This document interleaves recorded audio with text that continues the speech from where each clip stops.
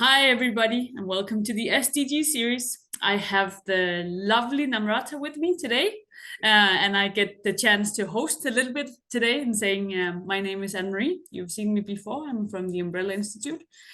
We've reached SDG number 4, which we have taken quite a lot of time discussing before this in different ways, because we find that it's one of the key ones that we are addressing. But that we can also see that it's being addressed in different ways. So welcome, Namrata. Thank you. Thanks so much for the introduction, Anne-Marie, and for kickstarting our SDG series journey. Before we start with SDG 4, should we do a quick recap of the last 3 SDGs? Sure. So we have discussed SDG 1, which is no poverty. A fundamental human right is really to be able to partake in the world, right? And poverty is a really big challenge, and it's again it will interconnect with all the other SDGs. So we will come back to that also in the one today. Then we've also spoken about zero hunger, which is again very interconnected, and good health and well-being. And today we will then tackle SDG 4, which is quality education. Perfect. Now, quality education, like you said, education is a human right. It's something that everyone must get. And there's some underlying principles that shape SDG 4. So what would those principles be, Anne-Marie? Yeah. So again, because it's a very interconnected topic, we go a little bit up in the hierarchy when we start to talk about education, because you can survive without education, right? But we're living in this globalized world where education is really an enabler. So one of the key features is that it's a public good to be educated, because it really expands the wealth of the nation. It's also gender equality. We really want everybody to have the same rights to development, personal as well as then national. And then it's a fundamental human right to be educated and to learn and to expand your horizons. So 3 really key underlying principles. So while of course, definitely gender equality is a very important facet to it. And I think this links back to SDG 5, which we'll cover in our next episode. But if we deep dive into SDG 4 a little bit further, and if you look at the outcome targets that are set, some of the outcome targets, like for example, the first target 4.1 says that by 2030, universal primary and secondary education be free, equitable, and quality education. So I think these 3 words, free, equitable, and quality, how realistic is that? Because I think when I look at it from the perspective of my own country, I find that to be quite unrealistic, to be honest. So firstly, let's look into what does equitable and quality education look like, because that's also very large words. Yeah. So I think those 3 words, like you say, that's what we've been discussing, right? How can you put one sentence that encompasses a global community of learners and then give them the same words to say what is quality in North and South America, for instance, or what is equity when it comes to gender equality. And the word free is quite complicated. We can also see that some of the key challenges overall is that when people are poor, then education becomes a lot less priority than, for instance, feeding yourself the next meal or having a place to live, right? So I have the same as you. Like, how do we, for instance, tackle a word like free? Because in very few nations in the world, education is free. I'm lucky to come from one of them, but even some of our neighboring countries have high prices for education. And that means that if you come from a family that's not well equipped, then you have a lesser mandate to go somewhere that's that's being seen as good, right? Yeah. So it's Yeah. complex. It's very complex. And It's I think, very complex, and it's hard to put one sentence to everything. I think the word free is close to impossible. Also because educational institutions are businesses, right? So in most nations, it's businesses, and they are run for profit because they have teachers who need to be trained and educated themselves and need to put food on it. So it's an ecosystem where the word free is loaded with the intention that there's still some money being given somewhere. Perhaps not from the student itself, but then from somewhere else. yeah, yeah, no, that makes sense.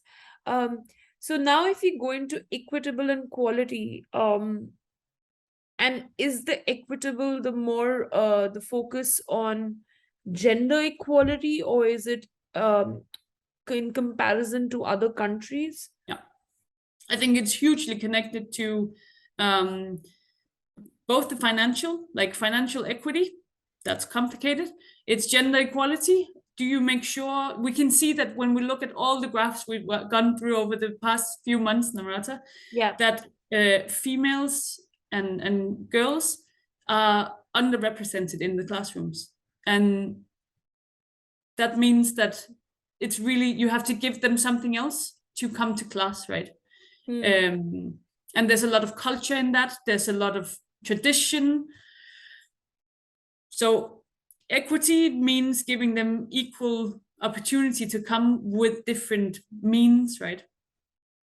And that is somehow just very complicated.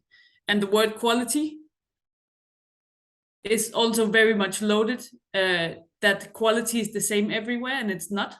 And quality is also depending on what you don't have to begin with, or what the end outcome is, right? Yeah. So I still see that the financial aspect of it underpins all the challenges of this SDG. Yeah. That when you don't have access to funding, then Yeah. you cannot freely choose your educational institution, and then you're left with whatever costs the less. Right.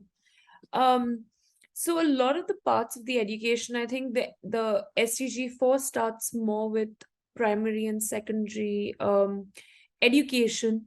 And then as you go into the targets, it starts talking more about vocational education, technical education becomes a lot more employment focused, Yeah.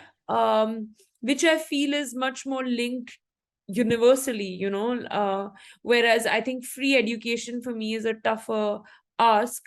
um what are the other facets of SDG 4? Yeah. Well, I think now you talk about vocational training, I think this has really high value in communities, right? Yeah.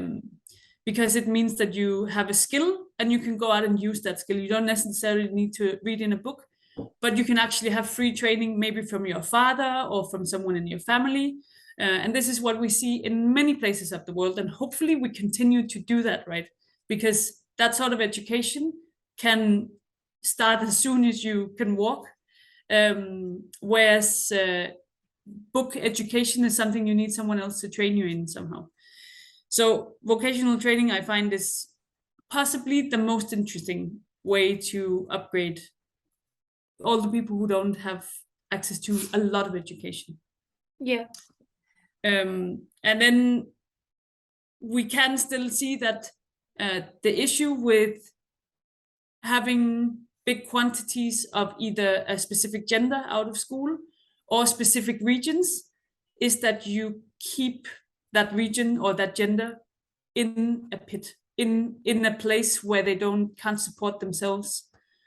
So it's really one of the fundamental things is we need to make sure that we share the educational equally as much as possible. Even you can see in some nations that if you go to big cities, it's easier to have access, whereas you go to the rural areas, it becomes more complicated. Also, when you don't have internet, if you don't have electricity, if you don't have running water, if you don't even have a physical classroom, how can you then have training, right? Yeah. Yeah. Fair enough. Um, a little part of the targets also talks about giving scholarships for people in developing countries.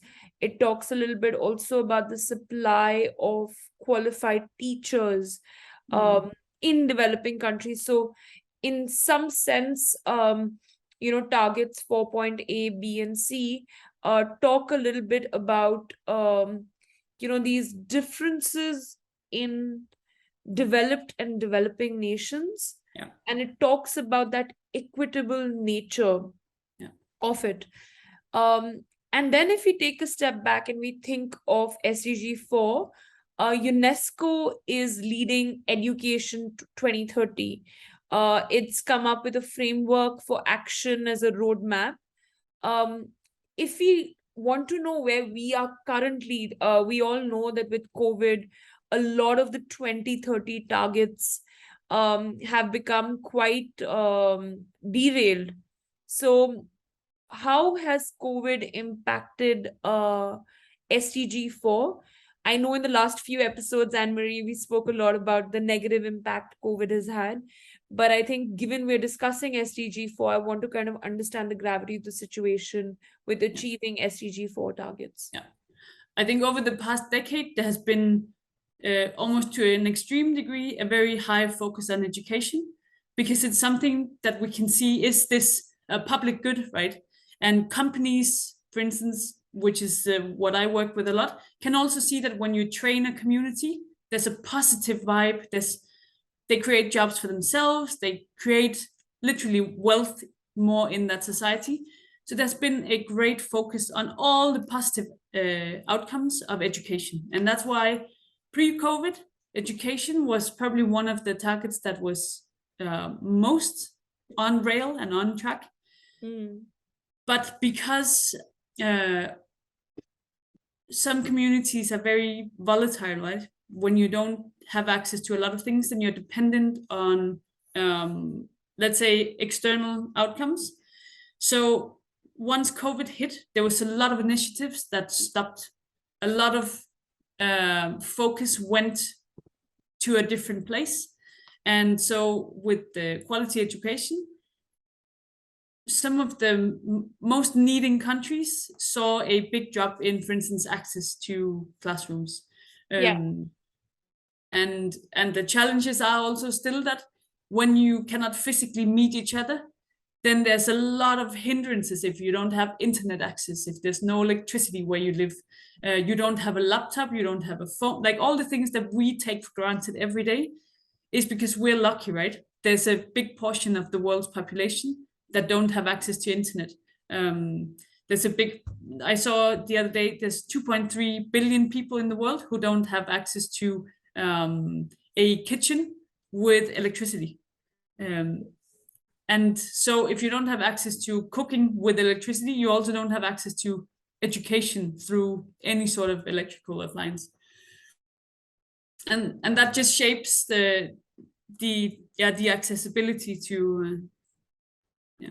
So coming back to that word, the word is equity. So COVID-19 has basically increased the inequities that education has, because infrastructural problems are primarily in underdeveloped developing nations, which has then made it impossible for students to kind of go to class, get that education, and hence it says here that it's actually displaced over 147 million children who've missed half of the in-person Yeah. instructions that were available. Yeah. Yeah, it's pulled a rug under a lot of vulnerable people and communities. And I think again that we see equity is something really interesting, right? Because someone who doesn't physically have access to school, if they then have access to good trainers, let's say in just their home, if their mom and dad know something about mathematics or even how you learn to spell, then you actually have good access to something from the beginning. Whereas some kids might not even have parents or people that can help them, right? Because they are either busy surviving somehow, or that they don't have education on their own. Yeah. There's huge gaps, and they're so unfair, right? So that's the opposite of equity, that this unfairness that's built into the world is actually, the more you have, the easier it is to survive, and the lesser you have, the harder you'll be hit every time there's a catastrophe like COVID. Yeah. And I think one of the outcomes of COVID is like 24 million learners may never return to school. Now that number is just scary to even think about. Yeah. But it seems But- like a very small number still as well, right? I think that there's a lot higher number that has somehow missed the opportunity, because then a smaller brother or something will have the opportunity over someone who now works in the field and is doing that job. Yeah, no, you're right. Um, and I think again it comes back to the infrastructure, classrooms reopening, lack of computers, internet access, but also lack of basic amenities like electricity, sanitation, drinking water. Yeah. So there are a lot of facets to it. Yeah. And I think what we try to work on, both of us from different ends, are solutions, right? In my company, what we try to explain to corporates are that their CSR funding and their sustainability initiatives, for instance, around education, really matters when you choose a strategic place where your money goes a long way and where there's a really big gap, right? So if you do take your money to, especially rural areas, maybe, then you can really have big outcomes and teach a lot of kids who wouldn't have anywhere else to go. So you are really creating huge impact that somehow isn't too hard for the company, because it's sometimes just money and time being put into it, right? But for someone else, it's creating a completely new life. Yeah, no, absolutely. Now, if you jump gears a little bit, Anne-Marie, and each time, I think for me, when we're going through the SDGs, I like to spend a little time to look at the interconnectedness of the goals. I know we've touched this a little briefly in our chat today. But if we look at SDG 4, what is the interconnectedness of SDG 4 with the other goals? Yeah.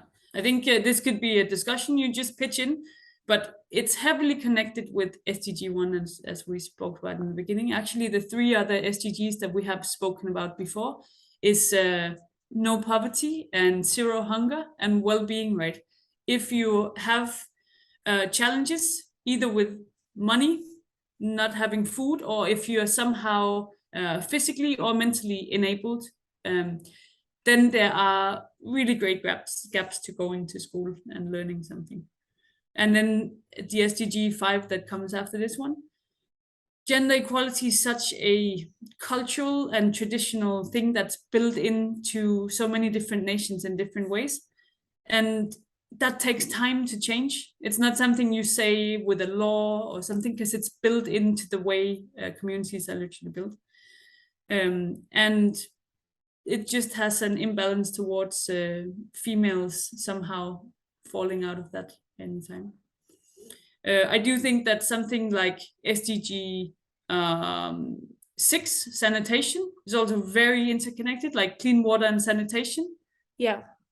Also very simple, because it means that you're healthy and if you have access to water. Clean and affordable energies, maybe a little bit less interconnected, number 7. Yeah. But in many places, there's no electrical grid, right? So if you can somehow build your own little grid, then you can open up this whole world of internet, or just having connections to someone abroad. And I think SDG 8 is 100% connected with SDG 4. You cannot create decent work in a proper way when people haven't got the education that the companies are looking for. Yeah, and then it ties back into the vocational training as well, right? So Yeah, it doesn't always have to be specialized thing. It has to be vocational as well. yeah, yeah. And I think that's even something you see in well-educated countries, that because people have the right to choose their own education, they don't always choose the smart education, right? There's somehow it's nicer to be a doctor or a lawyer, but maybe we need more people who can actually wash the floors or clean toilets, and that's just not the education they take. So there are huge gaps in what a nation or company needs and what people would like to do. So breaching that gap is interesting, isn't it? Yeah. What about SDG 16, peace, justice, and strong institutions? Because a lot of talk is about how crisis Yeah. affects education and well-being of children as well. Yeah, definitely. And it also creates a calmer society, right? When people are educated, there's no need to take the hard way to get food, for instance. So when you can feed yourself and have an income, then it becomes a calmer society. So like 100% SDG 16 is very interconnected. Yeah. And then 17 as well, because it's more about partnerships, right? Yeah. And SDG 9, like innovation, Yeah, it's hard to have innovation if there's no support or knowledge system supporting it. right. So there seems to be a lot of missing, Yeah, pieces that come together. I think the primary one for SDG 4 would still be SDG 1, because yeah, you know how you explain it as the baseline, like yeah, these are the building blocks, that's yeah, the foundation.